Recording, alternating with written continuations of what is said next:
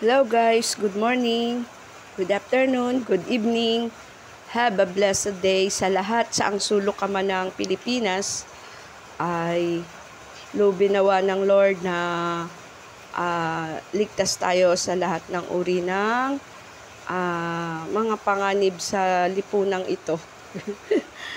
Nais ko lang i-share or ipakita sa inyo nung mamasyal kami sa Luneta, January 1. Kumbaga, treat namin ito or treat ko ito sa sarili ko. Minsan deserve din naman nating i-treat ang ating sarili sa lugar kung saan parang nakakaramdam ka ng kapayapaan, ng kahinahunan, kumbaga. Kasi halos sa buong araw o pagtatrabaho natin, okay, sa mga gawain natin, sa comfort zone natin, hindi maiaalis yung mga taong toxic, kumbaga, no? Yung maraming mga taong wala nang ginawa kundi tingnan yung sarili mo, yung basahin ka, punain yung lahat ng pagkakamali mo. Yung mga taong kala mo perpekto. Kaya minsan, lalo na yung mga kaibigan natin, mga OFW dyan, sa ang sulok man ng Pilipinas, ng mundo, sa ang sulok man kayo ng mundo, huwag niyong hahayaang maalipin or mapanghinaan kayo ng loob dahil sa mga taong kasama nyo na hindi nyo kasundo. Kapag ganun na yung sitwasyon, medyo dumistansya na kayo sa kanila. Libangin nyo yung sarili nyo. Huwag kayong magpapaapekto sa kanila kasi lagi nyong isipin, ang gusto lang ng mga yan, i-down.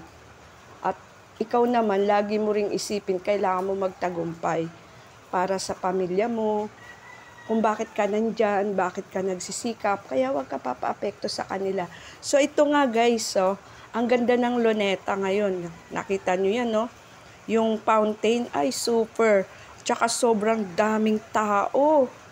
January 1 yan lalo na siguro nung December 31 yung countdown. Kasi naranasan ko na rin mag-countdown sa Luneta ay talagang wala kang masisingitan. Kahit tuwalya yung dala mong sapin, wala kang masisingitan sa dami ng tao.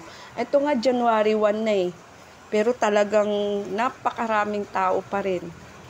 Talagang ang Luneta ay dinadayo ng mga tao. Kaya yan, mga kaibigang OFW, harinawa ay medyo na-relax ang inyong isipan sa bidyong ito at nakita nyo yung ating isang tourist spot or tourist attraction dito sa Pilipinas, ang Luneta Park. Huwag nyo kalimutang mag-like kung napanood mo ang bidyong ito.